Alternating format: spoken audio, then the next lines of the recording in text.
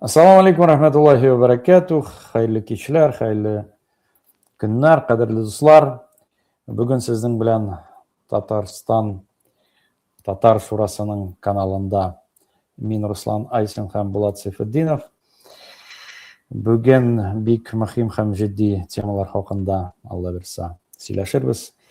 Фикер алышырбыз һәм сез дә кушылыгызча сорауларыгызны чатка языгыз, яисә айрым безнең булган бар ресурсларыбызга, аларның бүтән сылтамалары аста язылган.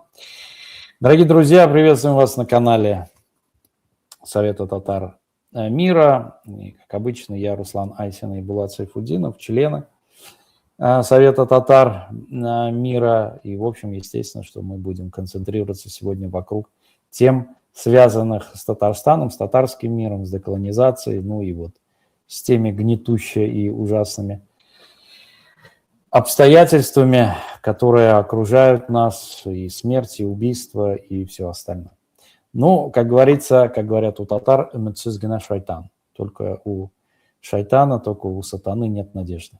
Так что мы не будем сильно посыпать голову пеплом, а будем искать в том числе пути выхода из сложившейся ситуации. Булат бей, саламлим сине хайлы кишләр. Мин дә барыгызны да сәламлим. Алейкум ассалам, Русланбек.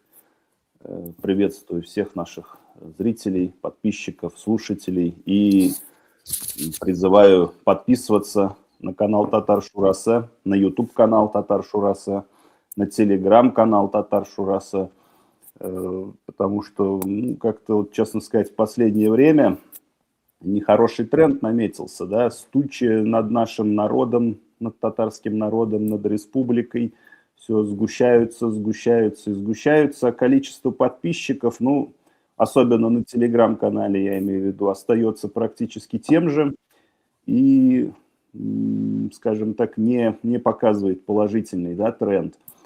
Я вот как-то уже несколько месяцев назад говорил об этом, что гораздо меньшей по численности братский нам башкирский народ гораздо активнее поддерживает собственные медиа, отстаивающие права башкирского народа, чем гораздо многочисленный наш татарский народ поддерживает наши независимые, так скажем, организации, сообщества, которые борются за татарский народ. Это говорит либо о неинформированности нашей аудитории, либо, я не знаю, о состоянии страха, либо об опасной индифферентности, потому что эта индифферентность никогда до добра не доведет. Я вот вначале просто упомяну, если позволишь, Русланбек, одну вещь. Я пробегался по комментариям к нашему предыдущему стриму, и там один наш подписчик, ну, вроде бы татарин, да, судя по имени и фамилии, надеюсь, что это не бот, написал, что мы с тобой два хайвана, драматизируем ситуацию, что на самом деле все не так плохо, так как его дядя вот недавно от государства получил 20-миллионную субсидию на строительство фермы, посоветовал нам тоже работать. И сказал, надеюсь, на свинофермы, извини, я тоже надеюсь. И посоветовал, вернее, сослался, что якобы, согласно исламу, 1000 лет жизни под гнетом лучше, чем 1 год фитны. Но вот я боюсь, что есть такие люди среди наших соотечественников, среди наших братьев, не знаю, братья ли они нам, конечно, такие люди, которые действительно готовы жить под русским миром, нежели чем бороться за независимость и субъектность татар. Вот, я думаю, что это вот самая опасная тенденция, так скажем. Ты знаешь, есть хорошая поговорка тюркская. Если ты закончил. Рахмат, есть хорошая поговорка тюркская, что кольчуга и доспехи воина тяжелее, чем кандалы. В кандалах легче ходить, а может и не ходить, просто сидеть. Шумакура, людям вот эти с арабской психологии оставьте, как сказано Инджильда, как сказано в Евангелии, оставьте мертвым, хоронить их мертвых. Вот вот этим мертвым, мы оставляем вот эту вот путинскую мертвечину со всем их вот этим ужасами, убийствами, пожалуйста, там пускай фермы строят, свинофермы, там что хотят, то и делают. Как говорится, каждый выбирает свой путь. Мы же и наши сторонники, и наши соратники, я надеюсь, вот большинство наших зрителей, это люди совсем другого качества. Башка Турабадан, яғни балшықтан, да, яралган, то есть сделанный совсем из другой глины, из качественной, и, соответственно, люди, которые свободомыслят и, соответственно, хотят действительно освободиться. Ну, это история во многом понятная, там же я видел комментарий, ну, может, по другим видео, что, дескать, ну что вы болтаете, ну ничего не предлагаете. Да, это хорошее замечание, но если бы наш уважаемый критик посмотрел наши все видео и наши все стримы, и также читал то, что мы пишем, и видел то, что мы делаем, он бы, конечно, таким образом не откликнулся, потому что мы как раз и предлагали, и посвящали очень много времени и разговорного жанра, и писательского жанра, да, для того, чтобы объяснить, что делать конкретно.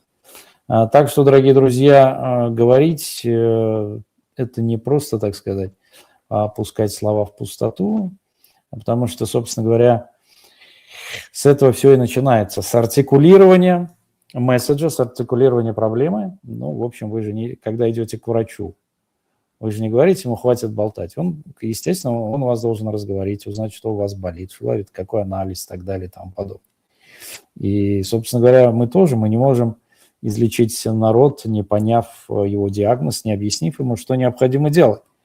Это как вот человек, который приходит, у него, знаете, там, да, приходит известный анекдот, мужик приносит анализы, терапевт смотрит, говорит, ну, батенька, ну, вы на самом деле на грани стоите уже. Ну, вам надо бросить пить, курить, там, гоняться за девушкой. Ну, как надо прийти в себя. Тот говорит, а зачем тогда жить? Ну, вот мы-то предлагаем, понимаете, отказаться от этого вредоносного всего, и у вас нормальная жизнь будет. То есть вот этот вот Мескин Киши, он же не знает другой жизни. Он думает, что там пить, гулять, там вот разлагаться – это и есть жизнь. Это не жизнь, это существование. Достаточно такая скотская, хайванская, да, где-то, может быть, такие свинская, свинополис. Вот Платон писал про свинополис, масаля. Вот, чтобы этого свинополиса не было. Булатбей, да, мы немножко, так сказать, отклонились с тобой от нашей главной темы. Я предлагаю вот начать с той трагедии. Мы, конечно, приносим свои соболезнования от имени Татар Шурас, от имени Совета Татар Мира, вот, родителям мальчика Камиль Алиева, да, фамилия у него, на которого зарезал вот этот русский нацист Тимофей К., там фамилию не разглашает. Я бы вот хотел от тебя, может, вот, услышать, что это вот такое. Ты помнишь, ведь пропаганда разносила, что это у них в Америках происходит, Колумбайны, это там вот стреляют, а у нас, значит, все вот так духоскрепно. Можно мы поставить диагноз на основе вот этого ужасного, это террористический акт, я считаю, этого террористического акта? Безусловно, Руслан Бей. Я начну вот с чего. Несколько раз в неделю то ли Генеральная прокуратура РФ, то ли еще какой-то орган, то ли это делает Следственный комитет, вносят новых людей в список террористов и экстремистов Росфинмониторинга. Я, насколько знаю, это не Росфинмониторинг решает, грубо говоря, кого туда внести, да. То ли это Генпрокуратура, то ли Следком. И вот часто я пробегаюсь по фамилиям тех, кого внесли в террористы и экстремисты, и смотрю, в основном это выходцы либо из Кавказских республик, либо из Центральноазиатских республик, либо украинцы, либо татары, башкорты и так далее. В общем, либо не русские мусульмане, либо украинцы. Русские фамилии, ну, честно надо сказать, тоже встречаются, ну, по удельному весу, и учитывая, сколько их, что их 80% в этой России живет, так скажем, их просто-напросто мало в эти списки попадает. Да. То бишь это российское государство, по большому счету, уже в открытую, то есть нужно быть супер наивным, инфантильным человеком, да, чтобы этого не понимать и радоваться субсидиям на строительство фермы. Это российское государство в открытую показывает, что оно неонацистское государство, что путинская власть – это неонацистская власть. Путин, Бастрыкин, Патрушев – открытые и явные неонацисты. И они не стали такими только с началом войны в Украине, они были всегда ими. Просто по мере деградации общего, так скажем, общего состояния политической системы, так скажем, в стране, их неонацистское нутро проявлялось все более и более и более агрессивно, так скажем.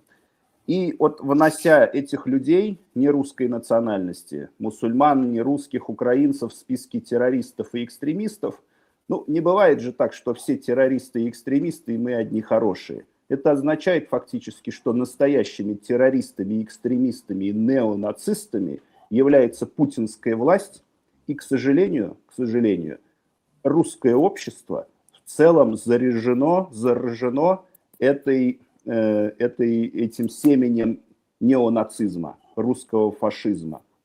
Так как всегда до, скажем так, начала войны в Украине, до открытых, может быть, таких манифестаций неонацизма в России, мы прекрасно об этом знаем, что у русских в семьях дома принято, не только в семьях дома, на работе, в академии наук, в университетах, то есть даже вполне виде, вроде бы, как бы казалось бы, интеллигентных таких пространствах, принято на ежедневной основе использовать такие словосочетания, либо слова, как чурки, черножопые, там, и т.д. и т.п., так скажем, и так далее, и тому подобное.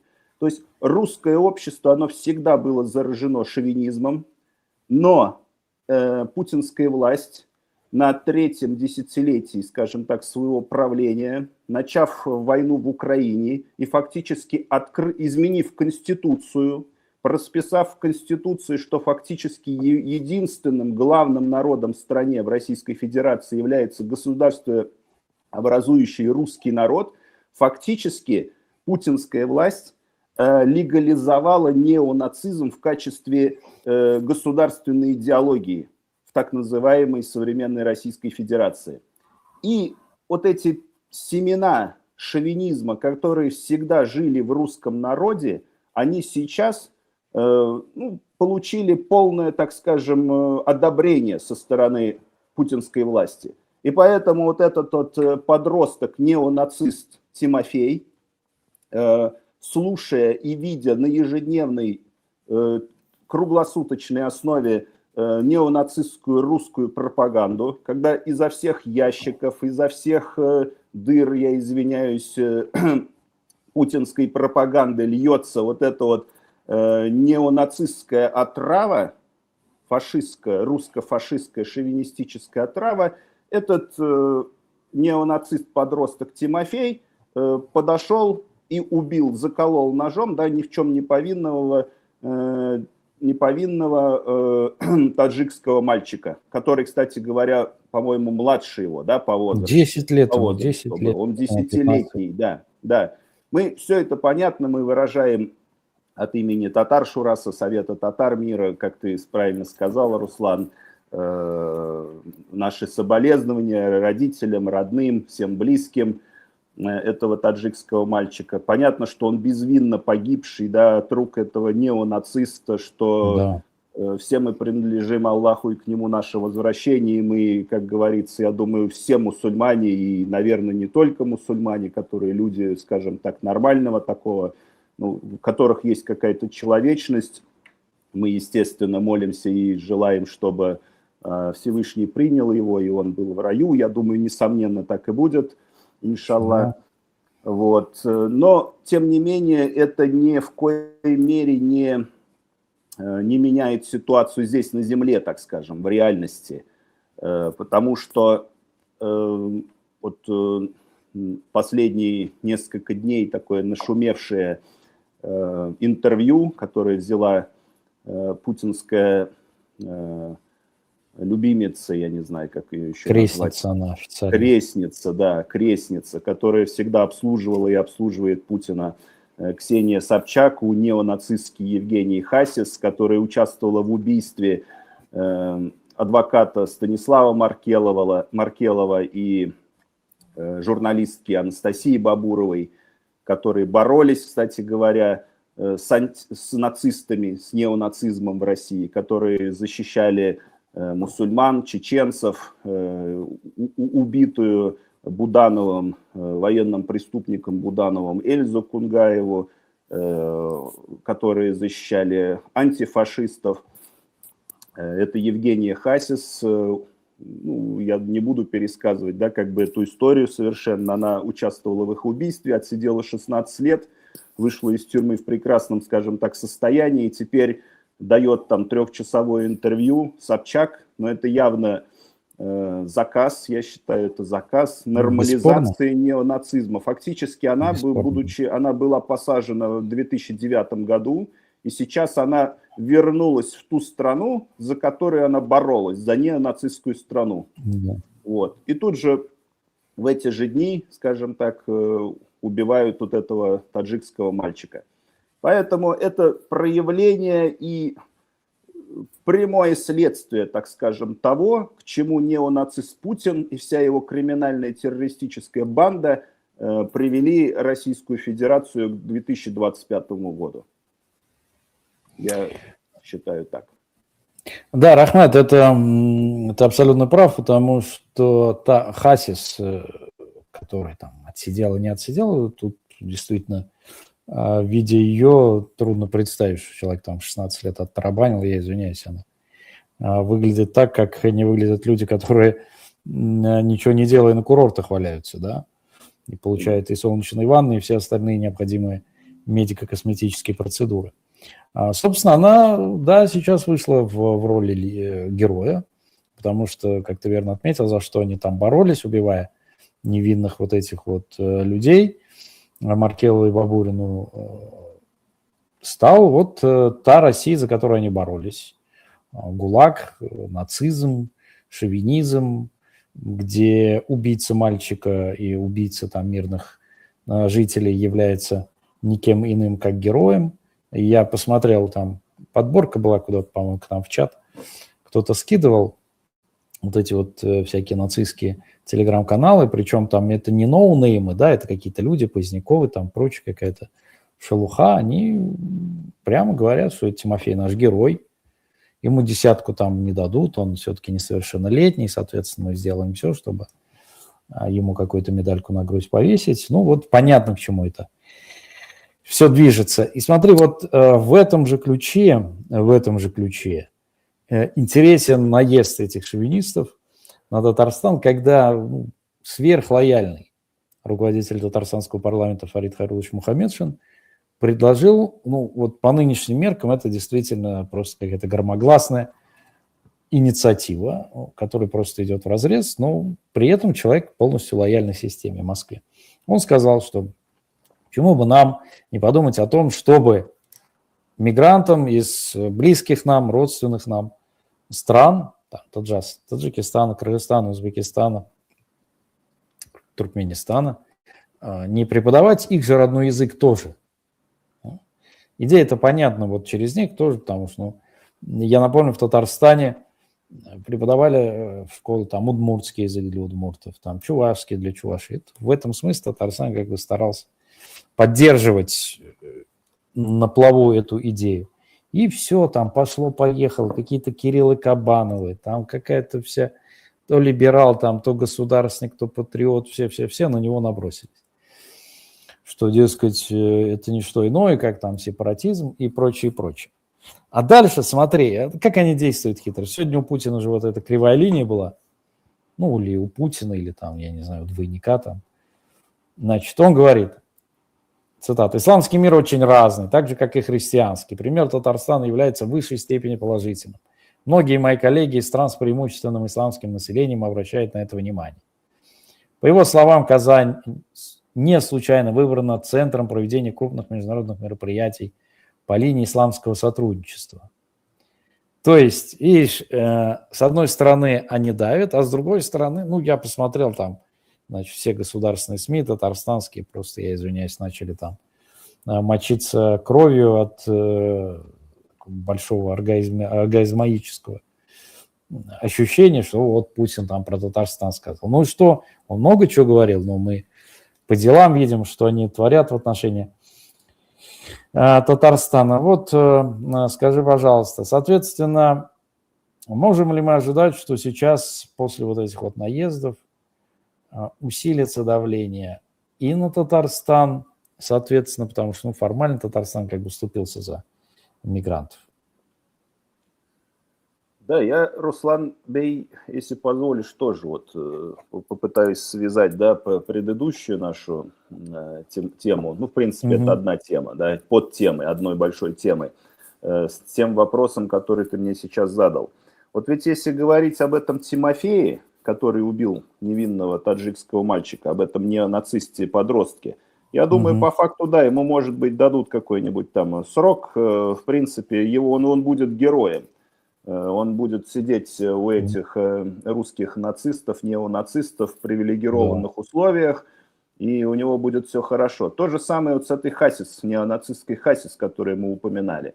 При этом мы помним недавнего времени историю, когда задержанные за якобы то, что они устроили теракт в Крокусе, один из таджиков, ему было отрезано ухо, без суда, без следствия. Человек вообще просто-напросто, ну, я на 100% уверен, что он вообще никак не виновен в этом произошедшем, что этот теракт был устроен так же, как все их теракты, с самими же ими, спецслужбами российскими, может быть, связки с какими-то другими спецслужбами. Но я хочу сказать, что этому не судимому, так скажем, человек, вина которого не доказана, решение суда в отношении которого не вынесено, хотя и в тех случаях это было бы недопустимо, но ему просто взяли и силовики отрезали ухо. Демонстративно. Демонстративно. Мало того, что там их избили, бедных, там до состояния полусмерти там, и так далее. Вы заметьте, дорогие наши зрители, естественно, вы все понимаете, но и вот таким вот обалдуем, так скажем, которые пишут комментарии о том, что все хорошо, мы хайваны и надо радоваться субсидиям на строительство ферм, скоро это придет к вам. Скоро это придет к вам. Вы думаете, то, что это ограничится таджиками? Ничего подобного. Тимофею не отрезали ухо. Хасис не отрезали ухо, этому бедному таджику отрезали ухо. Это была демонстрация того, что вы здесь никто, и у вас не то, что нет прав, а ваши права отрицательные в этой стране. Если это показали таджикам, это покажут и татарам. И я считаю, то, что сейчас демонстрирует Мухаммедшину, и, по сути дела, всем татарам, Татарстану и всей татарстанской власти при их, скажем так, мега-лояльности на протяжении десятилетий, мега-лояльности, но им фактически демонстрирует, что вы здесь никто, что вы не имеете права инициативы, ни законодательной, никакой иной, и что вы будете делать только то, что русские нацисты скажут вам. То есть вы находитесь в рабском положении у неонацистов. Я не знаю, я думаю, может быть, у заключенных в концентрационных лагерях во время Второй мировой войны было больше прав фактически при немцах, нежели что готовят, так скажем, идеологии русского мира народам, которые оказались в зависимости от этого неонацистского русского мира. Это как бы не нужно ждать то, что Путин там и еже с ним повесят себе там на рубашке там и так далее свастику. Они могут этого не делать, но фактически вся их политика указывает на то, что они открытые неонацисты.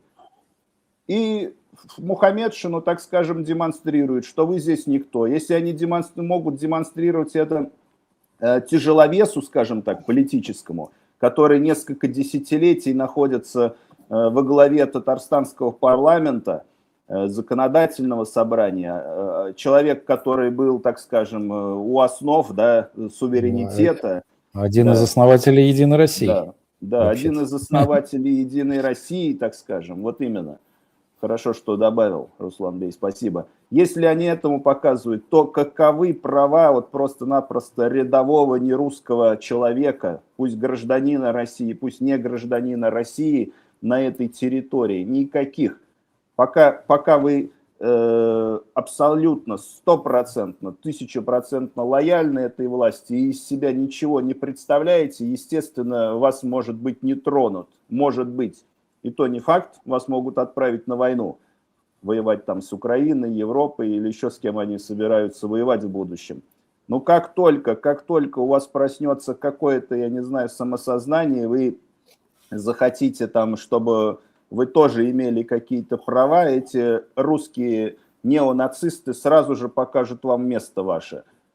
И ничего вы не сможете в этой системе достигнуть. Поэтому вот эти слова нашего подписчика, да, я все время возвращаюсь к ним, уже извините меня, потому что такой показательный довольно-таки комментарий, что 1000 лет под гнетом лучше 1 года фитны, но это бред на самом деле. Мы через 1000 лет нас просто существовать не будем существовать, так скажем. Ну да, ты знаешь, как говорится, свинья всегда грязь найдет, возвращаясь к ферме, а вот такой раб всегда найдет причину, лишь бы ничего не делать и согласиться со своим рабством. Это оправдание собственной трусости, не более того, да, вот конечно. Слова тоже Джохара Дудаева приводят и к нему относят, но, насколько я знаю, это одна из исторических личностей. Ну, в любом случае, Джохар Дудаев, бесспорно, шахид, герой, эти слова произнес. Он сказал, что раб, смирившийся со своим рабством, достоин двойного рабства. Двойного рабства. Поэтому люди, конечно, с таким менталитетом, с таким подходом трусоваты, ну, что с них возьмешь? Наша задача разбудить активную часть людей, потому что пассивная часть, она так и будет пассивной всегда. Ну, это социология говорит даже там. Теория Парето, 80/20, да, достаточно известная, она, в принципе, как золотое сечение, работает практически всегда. Так вот, 20%, если будет, даже не самого активного населения, этого достаточно, чтобы, в общем-то, изменить ситуацию. Потому что пассивный, он так и сидит, он так и будет сидеть. Что, как говорится, помнишь, как у Остап Бендера, да, я сидел при Александре II, освободителе Александра, значит, я сидел при Керенском, как я сидел при НЭПе. И эти также будут сидеть. Да, пожалуйста. Если позволишь, Руслан, ты прав, абсолютно прав, я с тобой полностью согласен, но я хочу вот что добавить. То есть они показывают всем татарам, башкортам и любым другим, так скажем, нерусским народам, этим вот, скажем так, тем, что они все вместе вдруг начали Мухаммедшина за его вот это предложение разносить в пух и прах, что мы вообще никто. Но и ведь это коррелирует вот с каким явлением. Мы же вот все как бы знаем, писали в последние дни о том, что принято фактически российским государством, этим путинским, еще раз подчеркиваю, неонацистским режимом, стратегия.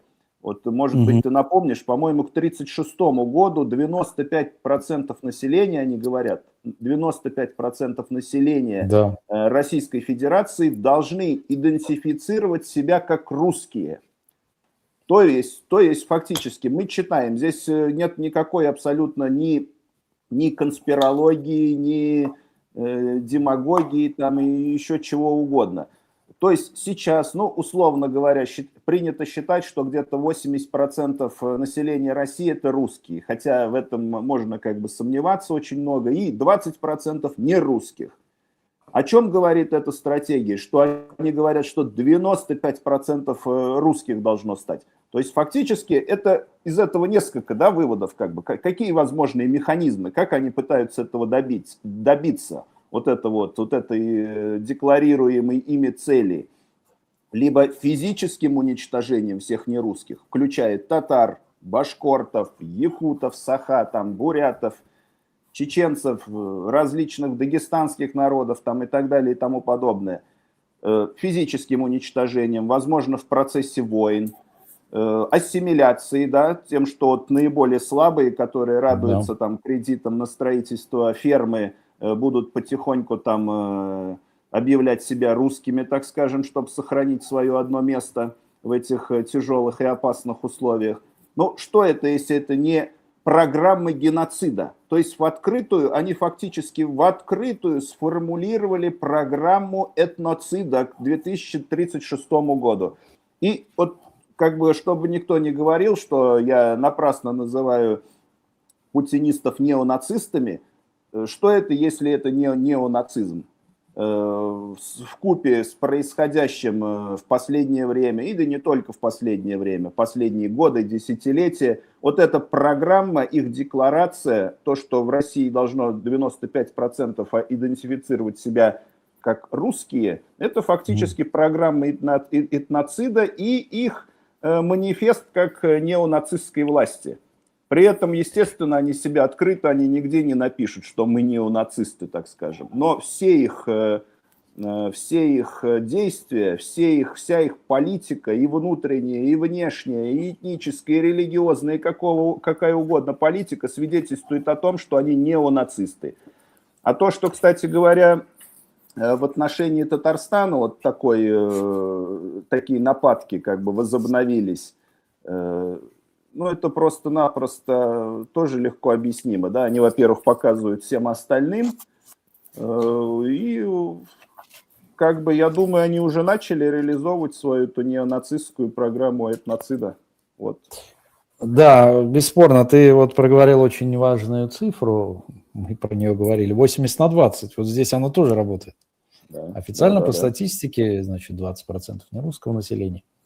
А ведь в чем проблема? Проблема и трагедия русского мира, русского населения, или тех, кто так себя называет, в большей степени, конечно, да. Просто это навязанная идентичность, она навязанная, и нам пытаются навязать чужую идентичность.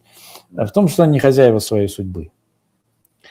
Они не хозяева своей судьбы, и пришли вот эти изуверы, маньяки, которые, в общем-то, прикрываясь всеми этими высокопарными, высокопафосными вещами, по сути говоря, установили режим единоличной власти, диктатуры.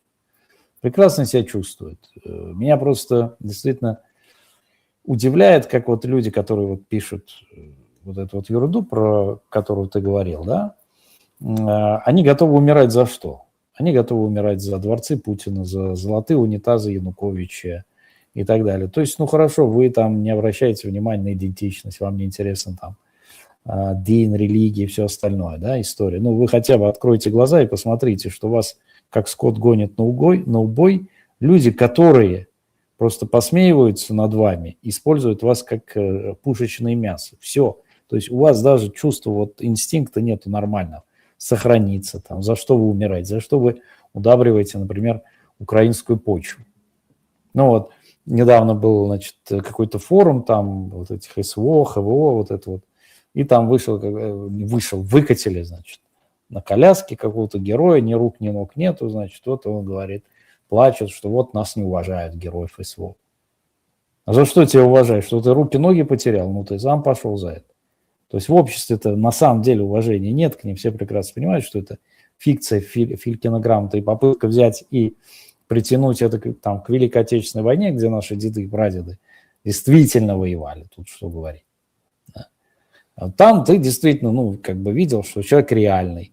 А вот это вот вся шелупонь, там, алкаши, насильники, зэки, там, которых Пригожин повытаскивал.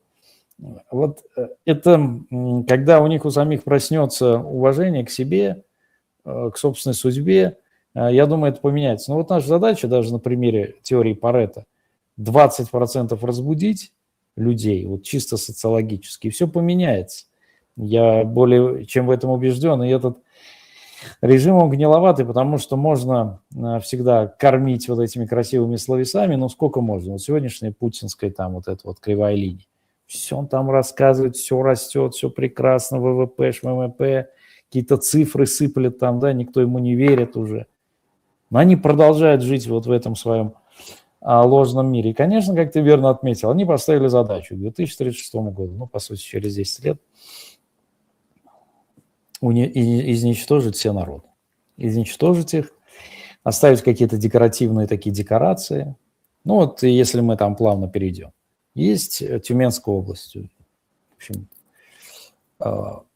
где-то третья там по численности, наверное, регион, после Татарстана, Башкортостана, где проживают татары. Так вот, в Тюменской области есть такой заповедник Искер. Ну, это древняя столица Сибирского ханства, Сибирско-татарского ханства. Я там был, и вот женщина эту знаю, Луиза Шамсудинова, которая, в общем, занималась этим. Они построили мечеть там. Мечеть, соответственно, там есть это древнее городище. И теперь, значит, власти, они всегда были недовольны, потому что когда, там же губернатор еще был Собянин, и одним из его заместителей был такой человек по фамилии Чернов. Он, по-моему, сейчас является вице-губернатором. Так вот, этот человек страшнейший нацист. И он прямо говорил, что, когда мы туда приезжали, что Татарстан здесь не должен сувать свой нос. Мы со своими татарами сами будем разбирать. То есть он как крепостные, понимаешь? Как крепостные, дескать, это наши татары. Ну вот сейчас поручили эту мечеть снести. Я посмотрел статистику. За последнее время, это вот всем тем, кто там вылизывает задницу этому, я извиняюсь, путинскому режиму и прикрываясь исламом, там фитна, там слова изучили, понимаете, они даже не знают вообще дефиниции понятия слов. За последнее время, за год или за полтора, 20 мусалли, да, вот мечетей и молельных домов позакрывали в Москве и Московской области. Почему молельные дома? Да потому что мечеть открыть невозможно. Открывают молельные дома, мусалля называется. Комната, квартира. Все, закрывают. Хотя от государства никто ничего не требует. И, соответственно, вот в Искере, то есть построено на свои деньги, там Татарстан помогал. Все. Там же вой поднялся, что, дескать, тут пытаются исламизировать наши земли. Понимаешь ли, Сибирь – это их земля. Вот здесь, как ты видишь эту тенденцию, почему многие наши служители культа, муфти и прочие имамы, вот так вот любят прикрывать, что, дескать, патриотизм – это правильно, и пытаются это еще увязывать с исламом. Ну, сколько это проговорено, да, нашими коллегами, единомышленниками, Руслан Бей, на протяжении уже десятилетий. Но я думаю, так как все равно остаются люди, которые этого недопонимают, то нужно это повторять и повторять и повторять. Конечно. Поэтому я ничего нового я так не скажу, но попытаюсь эту нашу общую позицию состыковать, так скажем, с некоторыми фактами, вещами, которые я знаю, там, и вот построить таким образом свой ответ. Вот ты до этого упоминал о том, что Путин там на сегодняшней своей кривой линии хвалил Татарстан, и вот ислам как в Татарстане, там хороший ислам, там исламские регионы бывают, страны бывают разными и прочее, прочее. Ну, давайте будем откровенными, да, что фактически ислам в Татарстане, но так же, как и в других мусульманских республиках России, он просто-напросто запрещен. Остались какие-то, так скажем, фасадные составляющие этого ислама, да, остались какие-то мечети, там эти дядьки в чалмах, которые все, наверное, я думаю, основная масса из них работает на российские спецслужбы, на ФСБ, стучит туда. Кстати, недавно один из муфтиев, правда, это, по-моему, он был не в Татарстане, а где-то и в одной из республик Северного Кавказа был опубликован ролик, он прям в открытую на пресс-конференции заявляет, что мы, говорит, представители традиционного ислама, и, говорит, для того, чтобы, говорит, не допустить что-то в этом роде, какие-то такие неправильные течения ислама, мы, говорит, работаем вместе с правоохранительными органами, вместе с силовыми структурами. Он в открытую это говорит, сидя как бы, и давая пресс-конференцию в своем одеянии. Ну, это как бы, это понятно, что это не служитель Всевышнего, да, это служитель сатаны, там, я не знаю, Путина, какой-то мелкий чертенок. И вот такой ислам... Путинский масхаб. Да, путинский масхаб. Вот такой ислам, который фактически как бы запрещен, ну, самые какие-то, может, минимальные фасадные вещи там оставлены, какой есть в Татарстане, естественно, вот для них он приемлем. Я думаю, они и его на самом деле ненавидят. Они, конечно, бы и его бы ликвидировали бы, чем они и собираются заниматься к 1936 году, тем, что 95% должны стать русскими. А в их понимании русские это ведь не просто русские, как некая нация, там, народ, этничность там, и прочее, прочее. В их понимании это значит и православные. То есть эти 95% России должны стать и православными в том числе, так как для них это синонимы абсолютно. Да, конечно, однозначно, да. Да, да. И вот то, что они там сносят мечети, закрывают молельные комнаты, там, ну, я же говорил тут недавно недавно такое выражение услышал, руководитель Совета по бесправию человека, не помню, кто его сказал, по бесправию человека в России, Фадеев, ссылаясь на еще одну сволочь, такую же, как и он, Романа Силантьева, так называемого в кавычках, да, в кавычках исламоведа, вообще... да, сказал, почему мусульманам нельзя читать в общественных местах намаз. Потому что, говорит, это богослужение, это не молитва.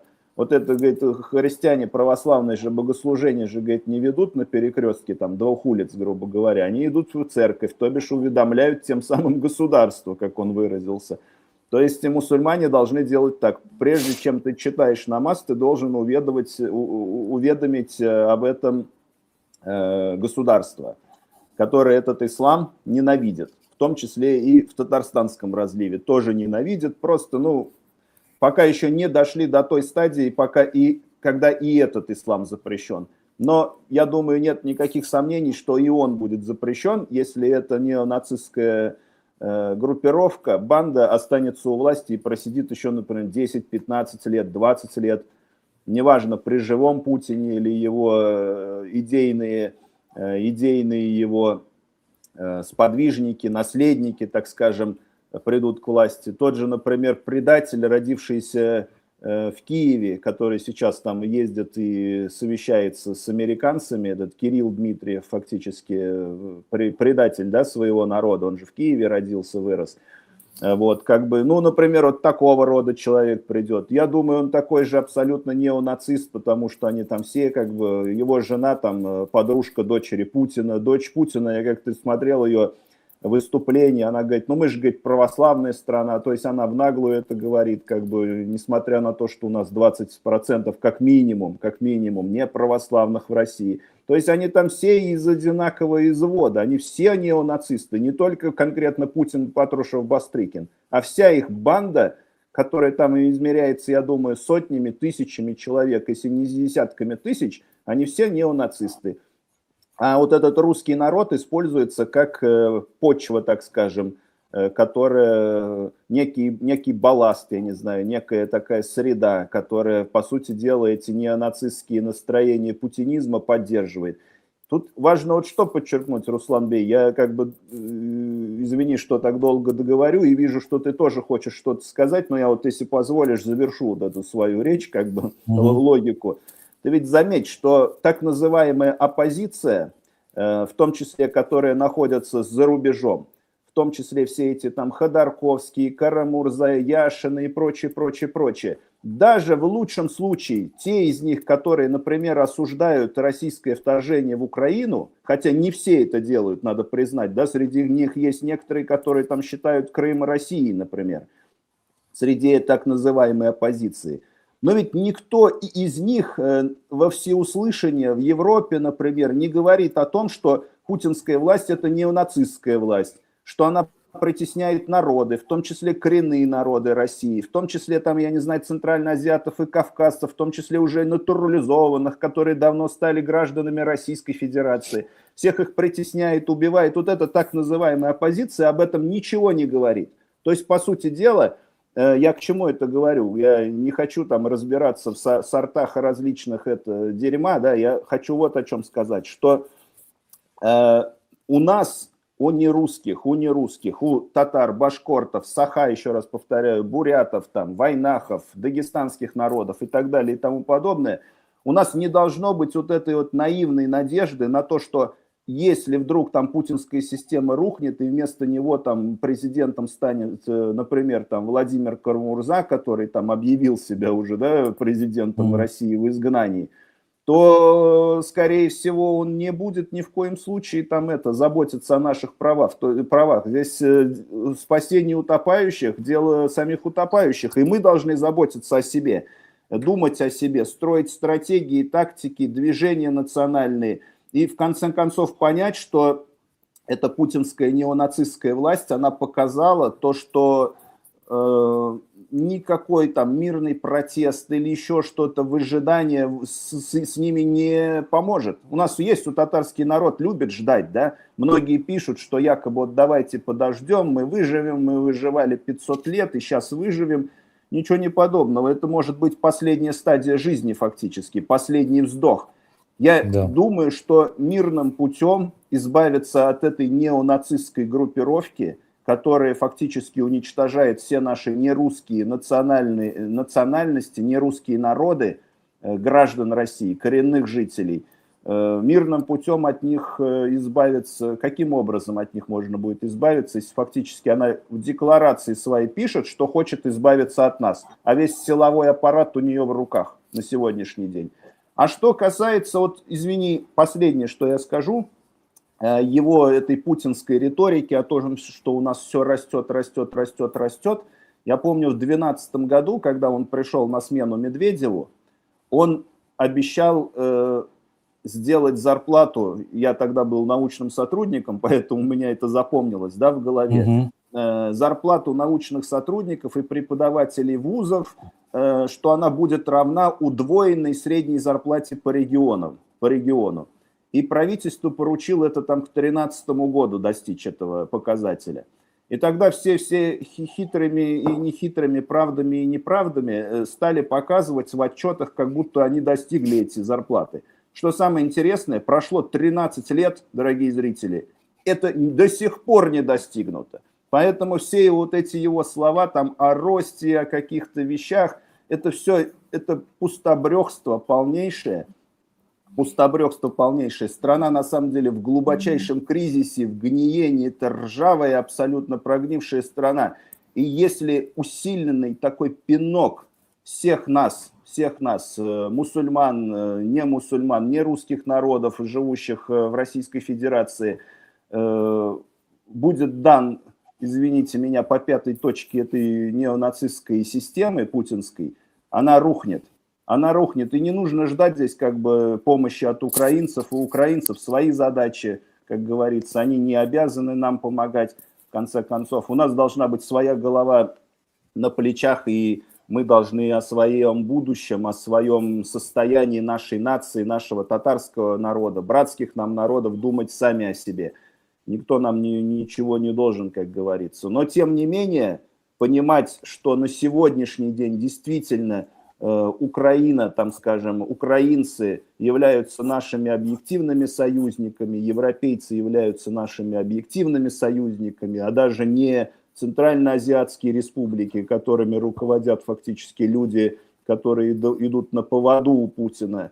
Мы не говорим сейчас о народах. Естественно, народы – это наши братья, кыргызы, там, узбеки, таджики, казахи и так далее и тому подобное. Мы говорим о тех властителях, они не наши союзники. Народы, да, властители нет, а союзники наши – это либо наши коллеги по деколонизационному движению в самой России, либо украинцы, европейцы. И татары должны это понимать, я думаю. Чем яснее, тем больше надежды, вероятность того, что наш народ, наша нация выживет эти времена, когда Россией правит эта неонацистская путинская группировка. Извини за долгое очень спич, за долгий, Руслан. Рахмат, да, вот если ты позволишь, я немножко тоже пройдусь по чату, потому что наши уважаемые зрители пишут, делятся своими мыслями, и надо их, я думаю, тоже репрезентировать, озвучить. Ну вот пишут, что Мишар 8128, есть модель ирландцев, как они построили свое государство, выйти из лап англичан тоже было нелегко, и вот Элисанг 10 отвечает, ирландцы боролись не на жизнь, а на смерть. Это действительно так, и что интересно, синхронизационно я каждую джума после Соответственно, в мечети я хожу на один там книжный развал. Ну, так интересно, что-то покупаю, что-то смотрю. Мне попалась книжка про Ирландию. Ну, она там 1970 какого-то года. Ну, там история, культура, часть политической борьбы. Ну, тогда вот она была у них острая в 70-80-х годах. Ну, я ее так посмотрел, покрутил, что-то у меня там карман зажал. В общем, я ее отложил. Но ирландцы очень важны нам. И их опыт, и то, как они встали на сторону, например, Палестины. И вообще вот есть очень крутой фильм, например, «Голод» называется, как они сопротивлялись в тюрьме, там тогда Маргарет Тэтчер была, они вынудили ее прийти в тюрьму. Ну, там колоссальный просто уровень действительно сопротивления, мобилизации внутренней. Собственно говоря, там такие моменты были, там они в тюрьме объявили голодовку. Там, значит, все вместе причем. Потом придумали такую вещь, они взяли, дерьмом измазали стены, то есть охранники не могли ходить, им становилось плохо там. То есть они в тюрьме создавали невыносимые условия для этих дубаков, ну, для охранников. То есть это колоссально. Они делали это все синхронно, совместно. Причем один умирает, там второй встает, вот как на заставу, да. Они думали, ну, знаешь, да, известная такая мудрость. Они думали нас убить, но они, закопав нас в землю, но они не подумали, что мы семена. То есть, Руслан, извини, прям, да, прямо я тебя на минуту буквально перебью. Просто ирландцы, безусловно, очень хороший пример для нас. Я полностью с тобой согласен. И как-то в одном из эфиров, правда, уже, наверное, около года назад, мы затрагивали вопрос ирландцев. Да. У меня даже есть один знакомый ирландец. Он очень качественные люди, так скажем, такого правильного замеса, да, якшы бәлчіктен ясалган халық, да, кешелер. То есть я полностью с тобой согласен. Ну, проблема нынешних татар, к сожалению, опять-таки, мы не говорим про всех. Главное, чтобы ты правильно выразился, что должно быть 20%. Но проблема вот оставших 80 пока на сегодняшний день, это то, что они находятся в крайне размягченном состоянии, в котором, если продолжат находиться, то неонацисты могут взять верх. Вот проблема в чем. Извини, что перебил. Нет, это очень правильное замечание и дополнение с своей стороны. Путин же это ясно выразил. Он сказал, слабых бьют. То есть что он подразумевает? Мы вас будем добивать. Все. Это четко проговорено, Еготлер Хамкозлар. Считать, что нет, ну давайте подстроимся, как нам предлагают. Нет, так не получится. Правильно мы определили, это режим неонацистский, а он не имеет пощады, потому что он не признает другие народы. Путин же говорит, украинцев нет, их не существует. Он же говорил там тем, кто защищает его, вот всякие муфти, он же говорил, что мы, кому надо, там у нас свой ислам есть, он говорил. У нас свой, кому надо, мы отрежем то, что надо. Извини, вот тоже еще один пример. Может быть, не все зрители, наши слушатели, да, подписчики видели. Буквально на днях тоже ФСБшники, российские спецслужбы задержали кого-то, я сейчас даже не помню кого.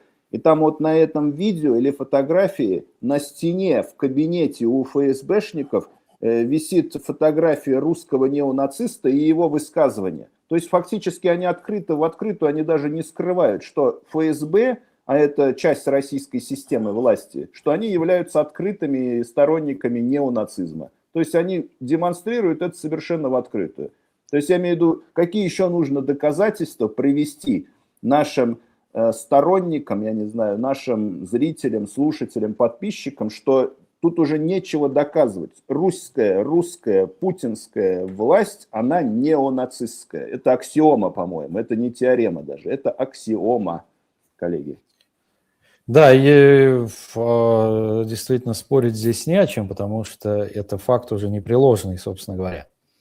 Ну вот, дальше пишет, Ирландия живет на окраине Британии, а мы, татары, чьи земли от Крыма до Западной Сибири и так далее, расселены друг от друга. О чем думали наши предки? Ну, они не думали, что мы будем так размягчены и не сможем даже за себя постоять, как говорится. Ну вот Кипчак пишет, что ИРА и боевое крыло Шин-Фен, ну Шин-Фен это политическая партия, то есть они действуют со всех сторон и вооруженным путем, соответственно, политическим и культурным, ну в общем у них полный в этом смысле расклад существует. Да, и что-то я тут видел. Еще какие-то интересные мысли, что узбеки, вот, от всей души желаем татарам, башкортам, кавказцам, всем оккупированным народам скорее обрести свободу и независимости. Да, Бекзур Ахмад, Дуслар, Ардашляр, Достар. Вот, пишут, что Руслан, братишка, имею право обращаться уменьшительно-ласкательно. Кузен моего деда Абдулла Алиш. Вот я наткнулся, Абдулла Алиш, известный татарский писатель, я читал там у него известное произведение, Батбалдак, там, про болтливую утку. И он был одним из тех, кто вот вместе с Муса Джалилем принял мученическую смерть, большой татарский писатель детский. Очень приятно, что люди не забывают. Надо читать, не забывать тоже свое наследие, дорогие друзья, потому что это как бы часть нашей идентичности. Ну и так далее. И то, что я хотел добавить вот к твоему высказыванию, собственно говоря, такое издание Insider T есть, я вчера один наш татарин из Казахстана, кстати говоря, периодически скидывает мне какую-то информацию интересную и поделился, значит, есть доклады там закрыты в аппарате президента, где они выражают обеспокоенность по поводу того, что несмотря на давление на мусульман, на народы, растет их идентичность, растет численность, они все равно даже в условиях жесточайшего прессинга находят возможность для того, чтобы объединяться, создавать какие-то проекты, помогать друг другу, да. И они там бьют в колокол, и символически, и, наверное, в прямом смысле, потому что так называемое православное население уменьшается численно.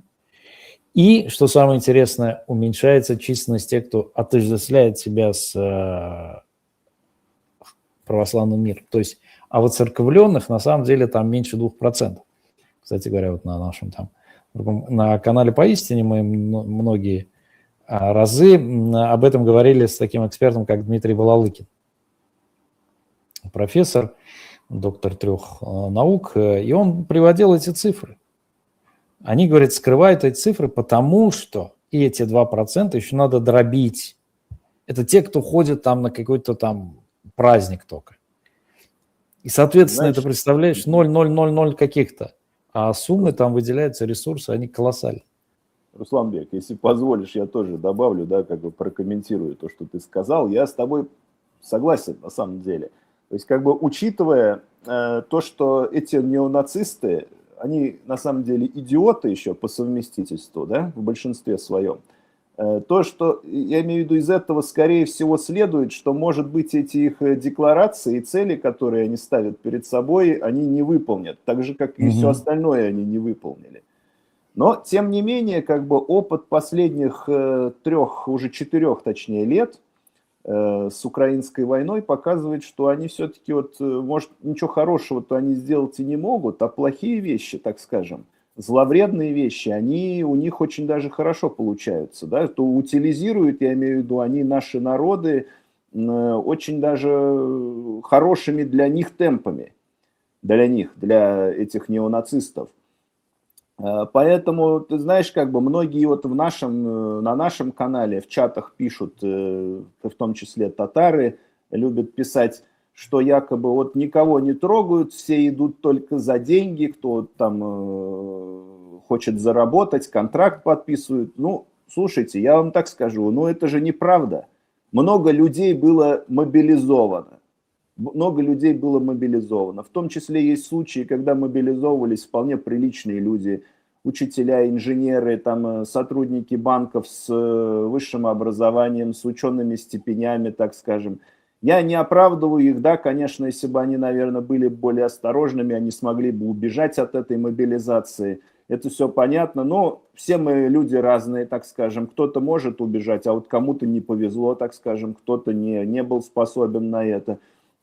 И эта путинская неонацистская власть мобилизовала этих наших соотечественников, татар, башкортов в том числе, не только тех, которые там поехали туда, в Украину, воевать за деньги, в том числе насильственно, и они там находятся, те, кто из них еще жив, а скорее всего уже, наверное, никто не жив, потому что было несколько, да, сообщений в свое время о том, что там те-то погибли вот из мобилизованных татар, там один был, по-моему, сотрудником какого-то крупного банка, там были такие случаи в самом начале войны.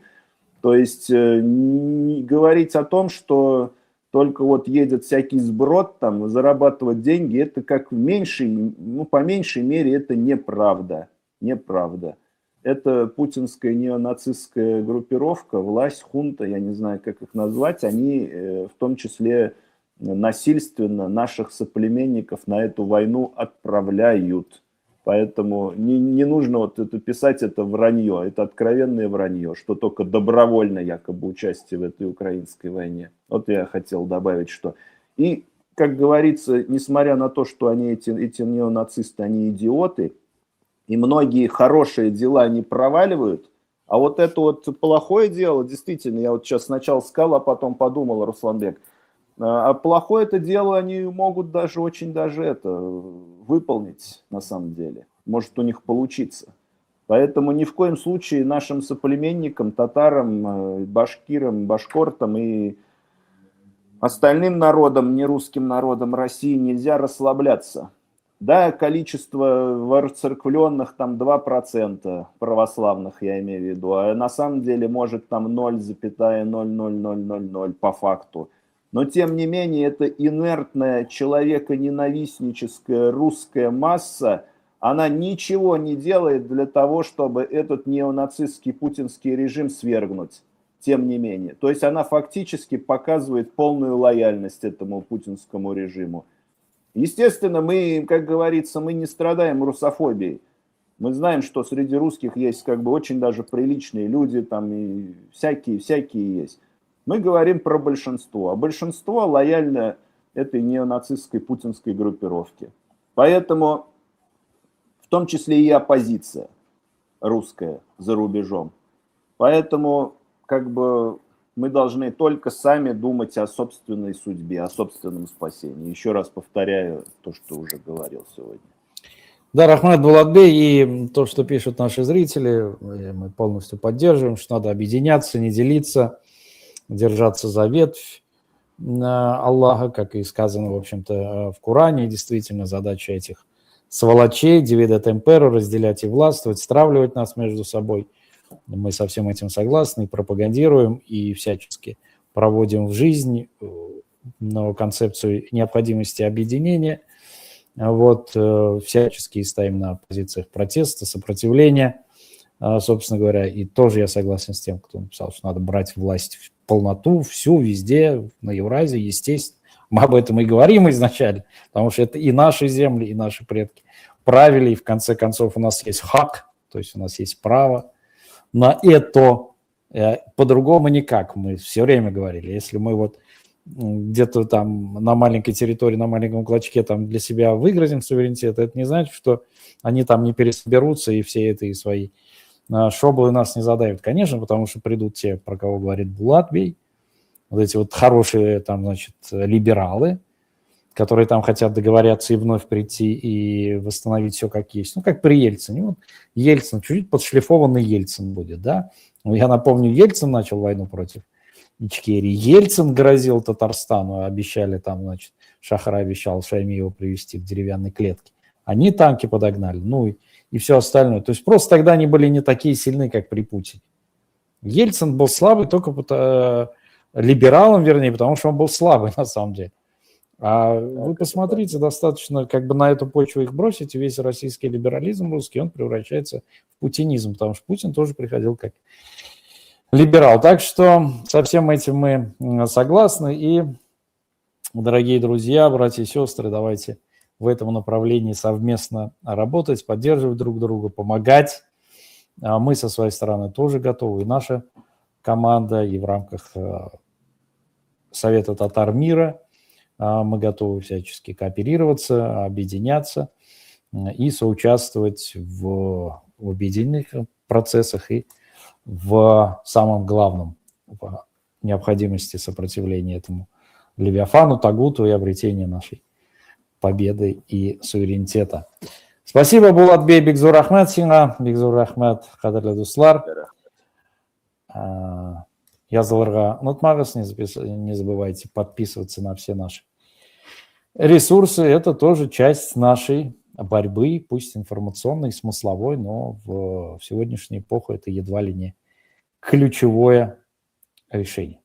Бекзур Ахмед, Исан Имин Булығыз. Ассаламу алейкум, рахматуллахи ва баракатуху.